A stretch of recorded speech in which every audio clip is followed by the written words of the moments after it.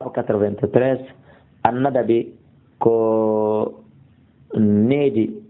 ila itiyani salati fi argol totta julde nden argol ka julde wal ilmi argol tawa jangudo ben be janna dum haranane langol be fi bayno mari moye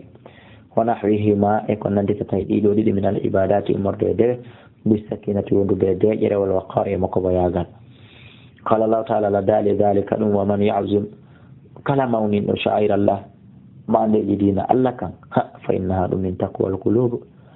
wa nabi hurairah radhiyallahu anhu qala wi sami'tu rasulullah sallallahu alaihi wasallam yaqulu bima idha uqimat as-salatu sujud den darnama fala ta'tuha wa ta'un arunde wa antum ta'un tasawna hidon yakko hidon hittina hidon doga hidon borgo barganno hawja wa tuha arende wa antum ta'un tamshuna hidon yarude duyi wa alaykum nafayyu as-sakinata jayya fama adraktum kala ka hewti don be sallu tokke don julon wama fatakum kala ko tawdon fecciri on sibe salmini fatimu yimme timmino ottafona lay wala problem rawa muslim زاد المسلم كان عفوا مسلم no beedi fi riwayati law fillahi makko wi fa in ahadakum ande goddo mo ida kana solat ka ya'midu o fanani ke ila salati yago ka julde ila ka busi don anni ko yago ka julde yo andu fa waray kanko fi salati ni wonder julde ne wani ibn abbas radiyallahu anhuma annahu no kanko dafa o dunyuno o kontinno o yahuno legoy annabi wondude annabi sallallahu alaihi wasallam yawma arafa nyande arafa be hucciti sami annabi nelaɗo allah sallallahu alaihi wasallam nani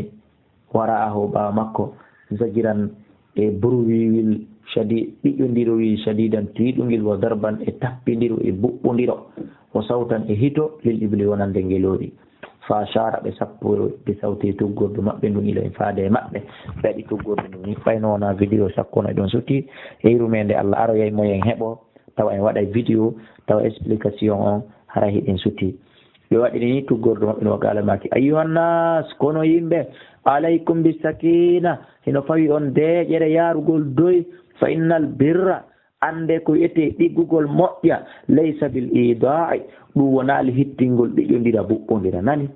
rawahu al-bukhari wa rawa muslim ba'dahu imam muslim kan no filli yo gaymo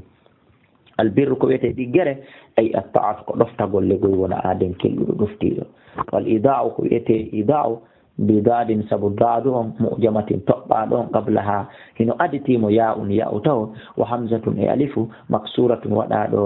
poccal le'i o ɗum ay al israku hittingol borgo barganno yo Allah dandi en ɗum wallahu a'la wa a'lam.